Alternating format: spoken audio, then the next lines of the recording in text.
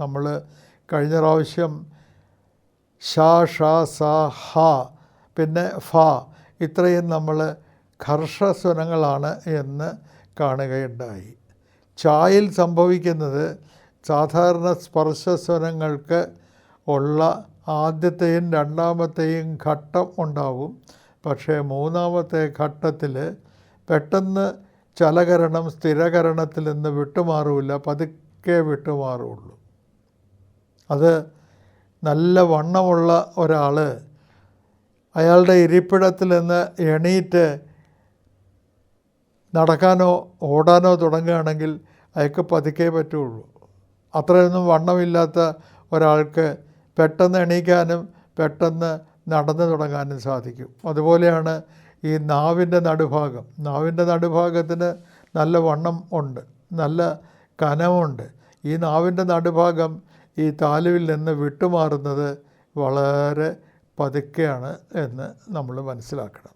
അങ്ങനെ മനസ്സിലാക്കുമ്പോൾ അവിടെ ഘർഷമുണ്ടാകുന്നു. അപ്പോൾ ച എന്ന് പറയുന്നത് വെറും സ്പർശസ്വരമല്ല, സ്പർശഘർഷം ആണ് എന്ന് നമ്മൾ അറിയണം. സ്പർശത്തിൽ തുടങ്ങി ഘർഷത്തിൽ അവസാനിക്കുന്ന സ്വനം ആണ് അത്.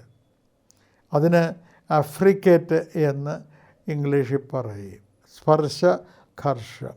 ജായുടെ കാര്യത്തിലും ഇത് തന്നെയാണ്. ജായും ചായും തമ്മിലുള്ള വ്യത്യാസം, ച എന്നുള്ളത് ശ്വാസിയാണ്, ജ എന്നുള്ളത് നാദിയാണ് എന്ന് നമ്മൾ മനസ്സിലാക്കി. ജായ്ക്ക് മൂന്നാം ഘട്ടത്തിൽ എന്ത് സംഭവിക്കുന്നു? മൂന്നാം ഘട്ടത്തിൽ ചലകരണം, നാവിൻ്റെ നടുഭാഗം മുകൾ തട്ടിൽ നിന്ന്, വായുടെ മുകൾ തട്ടിൽ നിന്ന്, അതായത് കഠിന താലുവിൽ നിന്ന് വളരെ പതുക്കെ വിട്ടുമാറുള്ളൂ. അപ്പോൾ ജ ജ ജ ജ ജ ജ എന്ന് പറഞ്ഞ് നോക്കാം. ഇതുകൊണ്ടാണ് ഞാൻ ഒരു ദിവസം പറഞ്ഞത്, ഇത് തീവണ്ടി ഓടിക്കുന്നത് എങ്ങനെയാണ് എന്ന് ആൺകുട്ടികൾ സാധാരണ കാണിക്കാറുണ്ട്.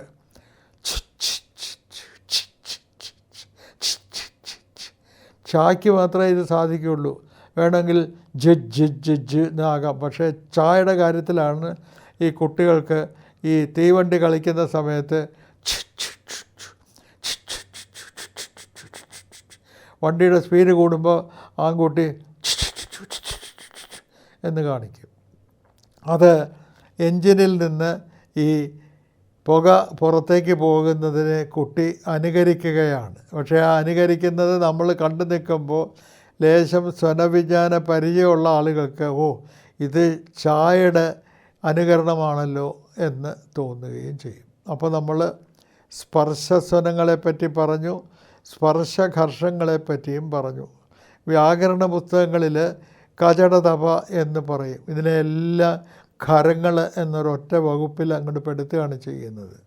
പക്ഷേ സ്വനവിജ്ഞാനത്തിൽ കുറച്ചുകൂടെ സൂക്ഷ്മമായിട്ട് പറയും, ച വെറും സ്പർശമല്ല, സ്പർശഘർഷമാണ്. ക, ട, ത, പ ഇതൊക്കെ സ്പർശങ്ങളാണ്. ജായുടെ കാര്യത്തിലും അത് സ്പർശഘർഷമാണ്. ബാക്കിയുള്ളതൊക്കെ വെറും സ്പർശങ്ങളാണ് എന്ന് പറഞ്ഞു. ഈ സ്പർശങ്ങളുടെ കുറച്ചുകൂടി ശക്തിയായിട്ട് ഉച്ചരിക്കുമ്പോഴാണ് അത് മഹാപ്രാണങ്ങളായിത്തീരുന്നത്. അപ്പോൾ ഇതെല്ലാം സ്പർശസ്വരങ്ങളുടെ സവിശേഷ വകഭേദങ്ങളാണ് എന്ന് നമ്മൾ മനസ്സിലാക്കണം. ഇതോടൊപ്പം തന്നെ നമ്മൾ അനുനാസികങ്ങളെപ്പറ്റിയും ശ്രദ്ധിക്കുകയുണ്ടായി. അനുനാസികങ്ങൾ മലയാളത്തിൽ 6 എണ്ണം ഉണ്ട്. ങ, ഞ, ണ, ന, ന, മ ഇങ്ങനെ 6 എണ്ണം ഉണ്ട്. ങ, ഞ, ണ, ന, ന, മ ഇങ്ങനെ 6 എണ്ണം ഉണ്ട് എന്ന് നമ്മൾ കണ്ടു. 6 അനുനാസികങ്ങളുള്ള വേറൊരു ഭാഷയും ലോകത്തിലെങ്ങും ഇതുവരെ കണ്ടെത്തിയിട്ടില്ല. അതുകൊണ്ട് മലയാളത്തിനുള്ള ഒരു വലിയ നേട്ടം എന്ന് പറയുന്നത് അനുനാസിക സമ്പത്താണ് എന്നും നമ്മൾ ധരിക്കണം. പിന്നെ അപ്പോൾ നമ്മൾ സ്പർശസ്വരങ്ങൾ, സ്പർശഘർഷങ്ങൾ, അനുനാസികങ്ങൾ ഇവയെപ്പറ്റിയൊക്കെ ഇതിനിടയ്ക്ക് ചർച്ച ചെയ്തു. ഇനി നമുക്ക് പോകാനുള്ളത് വേറൊരു തരം സ്വനങ്ങളിലേക്കാണ്. അവിടെ പുറത്തുനിന്ന് അല്ലെങ്കിൽ പുറത്തേക്ക് വരുന്ന വായു ഭാഗികമായിട്ട് തടസ്സമുണ്ടാകുന്നു എന്ന് വേണം നമ്മൾ കാണാൻ. ഈ ഭാഗിക തടസ്സം എങ്ങനെ?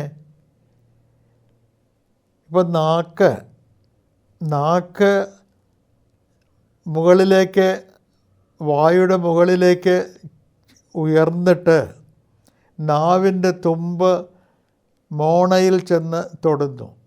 മേൽവരിപ്പല്ലുകളുടെ മോണയിൽ ചെന്ന് നാവിൻ്റെ തുമ്പ് തൊട്ടിട്ട്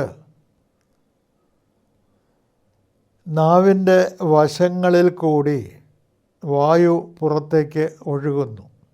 അപ്പോഴാണ് എന്ന ശബ്ദം അല്ലെങ്കിൽ എന്ന സ്വനം ഉണ്ടാകുന്നത്. ഇത് വായു നാവിൻ്റെ 2 വശങ്ങളിലും കൂടി ഒഴുകുന്നു എന്ന് ഞാൻ പറഞ്ഞാൽ അത് നിങ്ങൾക്ക് വേണമെങ്കിൽ പരീക്ഷിച്ച് നോക്കാം. എങ്ങനെ?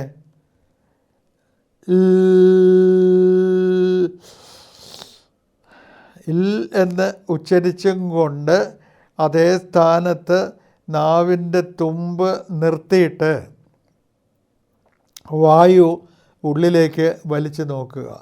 അപ്പോൾ അന്തരീക്ഷത്തിലെ തണുത്ത വായു നാവിൻ്റെ 2 വശങ്ങളിലും കൂടി അകത്തേക്ക് ഒഴുകുന്നത് നമുക്ക് അനുഭവപ്പെടും. ഇനിയിപ്പോൾ ചില ആളുകൾക്ക് 2 വശങ്ങളിലും കൂടി ഒഴുകിയില്ല എന്ന് വരും. ഒരു വശത്തു കൂടി മാത്രമേ ഒഴുകി എന്ന് വരൂ. അത് തന്നെ ഇടത്ത് ഭാഗത്തു കൂടി മാത്രമേ വരുന്നുള്ളൂ, അല്ലെങ്കിൽ വലത്ത് ഭാഗത്തു കൂടി മാത്രമേ വരുന്നുള്ളൂ എന്ന് തോന്നും. ഇതിനെപ്പറ്റിയൊന്നും വ്യസനിക്കേണ്ട കാര്യമില്ല. ഇതിന് പാർശ്വികം എന്നാണ് ഇത്തരം സ്വനങ്ങളുടെ പേര്. പാർശ്വിക സ്വനങ്ങൾ ഒരുപക്ഷെ നാവിൻ്റെ 2 സൈഡിൽ കൂടി വായു ഒഴുകിയാലും ഏതെങ്കിലും ഒരു സൈഡിൽ കൂടി വായു ഒഴുകിയാലും ഫലം ഒന്ന് തന്നെയാണ്. മനുഷ്യ ശരീരം നെടുകെ മുറിക്കുകയാണെന്നുണ്ടെങ്കിൽ, അങ്ങനെ ഇങ്ങനെ ഇവിടെ വെച്ച് മുറിക്കുകയാണെങ്കിൽ ഒരിക്കലും ഇടത് ഭാഗം പോലെ കൃത്യമായിട്ട് വലത് ഭാഗവും കാണില്ല. അല്പം വ്യത്യാസം എപ്പോഴും ഉണ്ടായിരിക്കും. ഇത് പാർശ്വിക സ്വനങ്ങളെ സംബന്ധിച്ചും വളരെ പ്രസക്തമായ ഒരു കാര്യമാണ്. ചിലർ ഇടത് ഭാഗത്തൂടെ ആയിരിക്കും ഉച്ചരിക്കുന്ന സമയത്ത് അവരുടെ വായു പുറത്തേക്ക് ഒഴുകുന്നത്. വേറെ ചിലരുടേത് വലത്ത് ഭാഗത്തു കൂടിയായിരിക്കും. മറ്റ് ചിലരുടേത് 2 ഭാഗങ്ങളിലും കൂടി ഒഴുകി എന്ന് വരും. ഇവ തമ്മിൽ വ്യത്യാസമില്ല എന്നാണ് ഞാൻ പറഞ്ഞത്. അപ്പോൾ ലാ എങ്ങനെയാണ് ഉച്ചരിക്കുന്നത് എന്ന് നമുക്ക് മനസ്സിലായി. ഈ എന്നുച്ചരിച്ചിട്ട് അതിൻ്റെ പിറകിലൊരു ആകാരം ചേർക്കുകയാണെങ്കിൽ ലാ ആയിത്തീരും. മല എന്ന് പറയുന്നിടത്തെ ലാ അതാണ്.